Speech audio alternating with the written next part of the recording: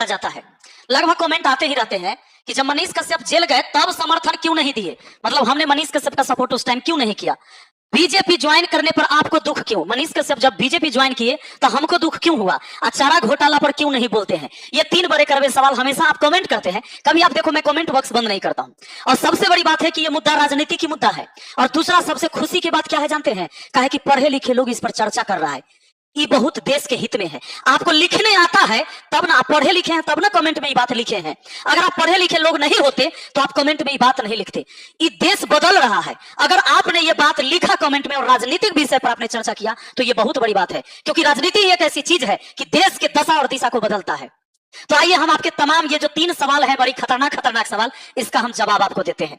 आपका सबसे पहला सवाल है ये कि जब मनीष कश्यप जेल गए तब समर्थन क्यों नहीं दिए, जबकि वो तो हमारे दोस्त थे। लोग यही जानते हैं और लोग ये कहते भी है। और बिल्कुल no doubt Manish Kashyap ji jail गए, हमने समर्थन नहीं दिया, हमने विरोध भी नहीं किया। क्योंकि देखिए जब वो जेल गए थे तो सीधी सी बात है कि हम समर्थन किसका दे सकते, हो सकता है मेरे पिताजी भी जेल चले जाए, मेरा दोस्त मेरा भाई कोई भी जेल जा सकता है, मैं जा सकता हूं, लेकिन जब मैं गलत रहूंगा तो आप मेरा समर्थन नहीं देंगे। अब आप कहेंगे कि मनीष कश्यप को आप गलत ठहरा रहे हैं। मैं बोलता नहीं हूं, इस बात पर मैंने चर्चा नहीं किया, इसका क्या मतलब है। सोचिए मनीष कश्यप जेल गए, इन्होंने टारगेट किसको किया, तेजस्वी यादव को। अब आपके दिमाग में आगा चाहिए विपिन यादव है इसलिए तेजस्वी यादव के खिलाफ नहीं बोला ना, ये बात नहीं है। हमारा गांव में यादव से लड़ाई होता है तो हम लोग न लड़ते हैं, थोड़े लड़बे करते हैं, लड़ाई होबे करता है। उस समय तो आदमी अपन भाइयों से लड़ता है, तो जाति में लड़ाई काहे नहीं होगा। लेकिन मेन बात क्या है से समझ लीजिए, मनीष कश्यप जी का सीधा सा टारगेट एक विशेष व्यक्ति पर हुआ कि तेजस्वी यादव हमको फंसा रहा है। जबकि आप एक सिंपल सा बात बताइए, पढ़े लिखे लोग है ना, जब आपके परिवार में कभी लड़ाई होता होगा, पड़ोस में लड़ाई होता होगा, गांव में किसी भी व्यक्ति से, तो जब आपके ऊपर कोई एफआईआर करा देता है तो एफआईआर किसने कराया, आवेदन किसने थाना में दिया, वहां लिखा जाता है। ऐसा नहीं है हम मुखिया हैं तो ऐसा नहीं है कि हमारा कोई मारा, हमको कुछ कर दिया तो हम जब एफआईआर करवाएंगे उस पर तो मेरा नाम नहीं दिया जाएगा। और एफआईआर कॉपी का एक नकल निकलता है, आपको पता है। वो नकल निकालिएगा तो आपको पता चल जाता है, वो थाने में निकल जाता है नकल, और थाना वाला न दे रहा है तो कोर्ट से नकल निकल जाता है। उसमें लिखा रहता है कि आपके ऊपर आरोप किसने लगाया और क्या क्या आरोप लगाया, एफआईआर करता कौन है, कौन एफआईआर आप पर करवाया है, वो सारा डिटेल रहता है। पक्का ये बात आप सब जानते हैं और झेले भी होंगे आप। मनीष कश्यप एक बार भी किसी भी वीडियो में एफआईआर का नकल निकाल के, जब उन पर एफआईआर हुआ था तुरंत नहीं पकड़ाए थे, कुर्की जब्ती हुआ है तब पकड़ाए हैं। एक भी दिन देखे ऐसा डिजिटल पैनल बोर्ड होता है उनके पास कि एफआईआर की कॉपी यहां लेकर आते और कहते कि देखिए तेजस्वी यादव हमको फंसा दिए, हमको परेशान कर रहे हैं, उन्होंने मेरे ऊपर एफआईआर करवा दिया। तेजस्वी यादव अगर एफआईआर कराते तो तेजस्वी यादव भी एफआईआर करता होते, उनका नाम होता, लेकिन ऐसा नहीं। दूसरा बात, पुलिस प्रशासन गृह मंत्रालय विभाग किसके पास, तेजस्वी जी के पास नहीं था, नीतीश जी के पास, लेकिन उनका विरोध नहीं किया। एक विशेष व्यक्ति पर लना, आप कहिएगा तो काहे मनीष कश्यप इतना बोल रहे थे और तेजस्वी यादव काहे नहीं, एक बार चर्चा किए मनीष कश्यप का। कई बार आप सोचिए जब आप एक अच्छे लेवल पर होते हैं और छोटा छोटा व्यक्ति, ऐसा व्यक्ति जो रोड चलते कोई आपको गाली दे दे, बहस कर दे, क्या हर बार उससे जिक्र करने की जरूरत होती है? नहीं, उसके बारे में हमेशा उससे उलझने की जरूरत। कुछ लोग ऐसा भी होता है कि कभी कभी इन चीजों से बच के भी निकलना चाहते हैं। तो मनीष कश्यप पर जो एफआईआर हुआ था वो ईओयू टीम ने किया था, ये सीधे पुलिस प्रशासन की ये नजर में थे और गलत खबर फैलाने के जुर्म में उन पर एफआईआर हुआ था। आपको पता है कि जब तमिलनाडु में वो जाकर वहां वीडियो बनाए, वहां पर उनको एफआईआर हुआ था। अगर तेजस्वी यादव के पास इतना पावर होता कि 9 महीना वो जेल में रखवा देंगे, बिना जुर्म के आपको 9 महीना जेल में रखवा देंगे, कोर्ट से बड़ा तेजस्वी यादव नहीं ना हो सकते हैं जी। कोर्ट से बड़ा तेजस्वी यादव होते तो अपने पिताजी को जेल नहीं जाने देते, बात है समझ में। और कभी सीबीआई ईडी उनको बुलाकर पूछताछ नहीं करती अगर कोर्ट से ज्यादा पावर किसी को होता। इस देश के संविधान पर भरोसा आपको भी है, भरोसा हमको भी है और सबको रखना भी चाहिए।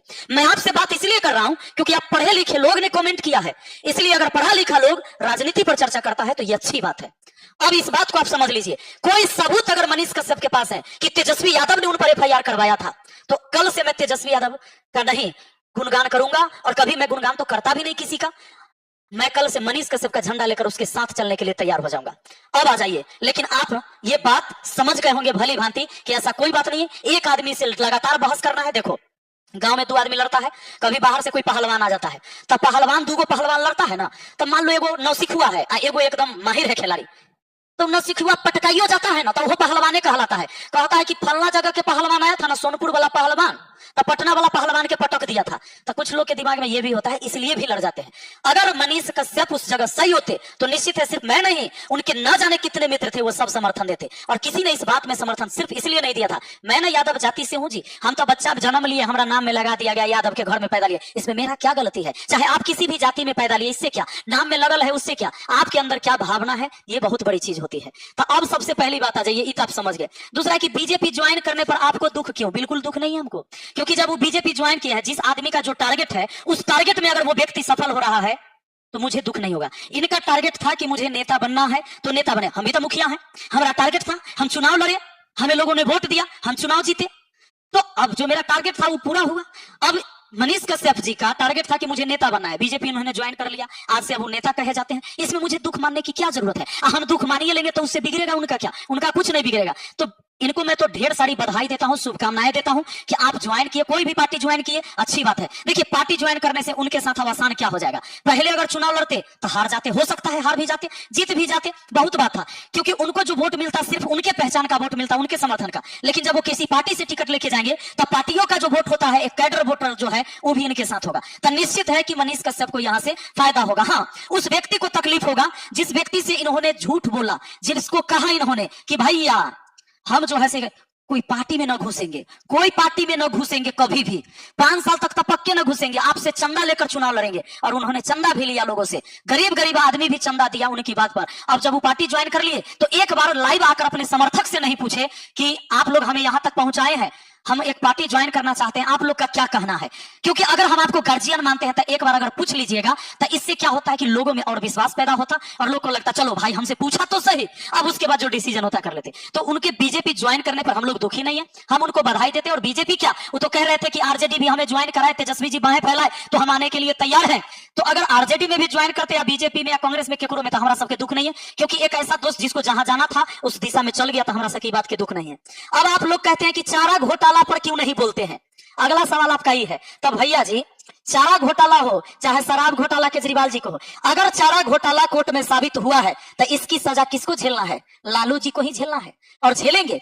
कोर्ट से बड़ा कोई नहीं है, ना हम है ना आप है। कल मैं मुखिया हूं, अगर मैं किसी घोटाला में पाया जाऊंगा, मैं इस कानून से बड़ा नहीं हूं, मुझे भी जेल होगा और होना भी चाहिए। किसी भी व्यक्ति को सजा देने वाले हम नहीं हो सकते। अगर कोर्ट ने सजा दिया, मैं कभी ये कहता कि कोर्ट गलती किया है, कोर्ट नाइंसाफी किया है, तो आप मुझे कहिए कि तुम जातिवाद कर रहे हो। अगर मैं ये कहता कि केजरीवाल को जेल भेज दिया गया है और बीजेपी यहां बहुत बड़ा गलती किया, तब मुझे कहते आप कि हम बीजेपी के विरोधी हैं। हम विरोधी केकरो नहीं है। जब कोर्ट को हम सर्वोच्च मानते हैं, मामला कोर्ट में है, तो ये बात निश्चित, आप हम पर झूठे इल्जाम काहे ना लगा दीजिए। अगर मैं सच होऊंगा तो कोर्ट से बाहर आ जाऊंगा ना, लेकिन अगर आप कोर्ट के भी ना मानिएगा, कानून के भी ना मानिएगा, आप कुछ मानवे नहीं करिएगा, तो आपके लिए जो हम बोल रहे हैं ये सब बेकार है। तो कोर्ट जिसको सजा दिया, दोषी पाया तो सजा देगा, और अगर कोई दोषी है तो सजा किसी को भी होना चाहिए, चाहे वो कोई पार्टी का हो, किसी जाति का हो, निश्चित होना चाहिए। और अगर हुआ है तो गलत नहीं है, मैं इस बात को गलत नहीं कहता हूं। अगर मैं गलत कहूं तो आप मुझे कहिए कि आप गलत बोल रहे हैं, तब आप जातिवाद कर रहे हैं, जी नहीं। और आप सबसे मेरा आग्रह है, भैया आप कोनो जाति से रहिए, कोनो धर्म से रहिए, अगर आपके अंदर सेवा की भाव है, किसी भी पार्टी में रहिएगा, आप कल नेता बन जाइए। पढ़ा लिखा लोग तो जल्दी नहीं जाना चाहता है। सबसे बड़ा दुर्भाग्य की बात क्या है जानते हैं? अपने यहाँ जब पढ़ा लिखा आदमी बोलता है ना तो कहता है तू पढ़ा लिखा था, साइड रहा, इस चक्कर में न पढ़ा, राजनीति में न फंसी है, ये सब बहुत गंदा चीज है, में ना। तो आप गंदा चीज कहिएगा तो कैसे होगा? पढ़ा लिखा लोग, समझदार लोग, ईमानदार लोग को आना चाहिए। और आप में से अगर कोई पढ़ लिख के अच्छा आईएएस ऑफिसर बनता है, दरोगा बनता है, बैंक पीओ बनता है, बैंक मैनेजर बनता है, तो पढ़ा लिखा व्यक्ति काहे नहीं बनेगा नेता? और नेता बनने के लिए सिर्फ पढ़ाई नहीं, इंटेलिजेंसी भी चाहिए। लेकिन एक बात, जनता के भरोसा जीतने के लिए झूठ नहीं बोलना चाहिए। अगर झूठ बोलिएगा, हाँ ये बात सही है कि राजनीति में झूठ का खेले चलता है, लेकिन अगर नए लोग जिससे हम बहुत ज्यादा उम्मीद करेंगे और वो भी वही काम करे तो लोगों का भरोसा टूटता है। बस इसको बचाए रखना है। बाकी आप क्या सोचते हैं आप कमेंट कर सकते हैं, मेरा कमेंट बॉक्स बंद नहीं होता है। आप मुझे गाली देना चाहते हैं इस जान के कि हम यादव जाति के, तो हम थोड़ा गरिया देंगे, तो गरिया दीजिए, हमारा कोनो दिक्कत नहीं है। आपके गाली देने से मेरा कुछ नहीं बिगड़ सकता है। मैं अपने 2 वक्त की रोटी खाता हूं, अपने मेहनत के दम पर खाता हूं। और जो मुझे चाहने वाले, मुझे समझने वाले, मुझे जानने वाले, वो हमेशा मुझे चाहते ही रहेंगे। कोशिश करूंगा मैं कि भगवान ईश्वर मेरे अंदर इतनी सद्बुद्धि दे कि जब मैं कोई बात बोलूं या मैं कोई निर्णय लूं तो मैं कोशिश करूं कि ज्यादा से ज्यादा लोग उसमें लाभान्वित हो, ये जात पात और धर्म से उठकर हो। चलिए बहुत बहुत धन्यवाद, थैंक यू, लव यू।